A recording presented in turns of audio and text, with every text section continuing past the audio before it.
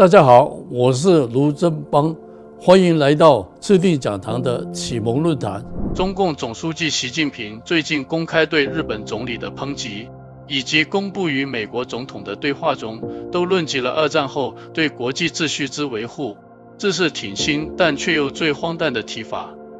因為中共自身恰正乃二戰後秩序維護的最大破壞者。何以言之？二戰後成立的聯合國公認是國際秩序的最高維護機構，而中共自其政權成立之初即一再侵犯聯合國體制。最顯著事例有：一、以武力叛亂推翻了聯合國原始締造國之一的中華民國國民政府；二、韓戰時在朝鮮半島與聯合國盟軍展開大規模熱戰；三、強占在南海區域的島礁及領海的做法，已被聯合國海牙仲裁法院所否定。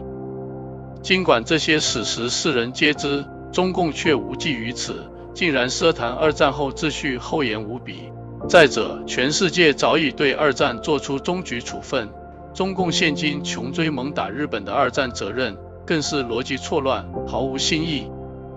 其實，中共此番論說的真正目的，意在護航其所謂統一。賴清德總統今日稱之其為強制統一台灣的說辭，以及對台灣所謂不排除使用武力的一貫套語，皆明目張膽，企圖違背聯合國憲章宗旨中所規定的和平解決爭端以及著名自決這兩大原則。台灣人民作為被中共脅迫的最直接受害者，除了首先應在內部形成共識，繼而在國際上高呼發聲，拆穿中共混淆是非的壞語術。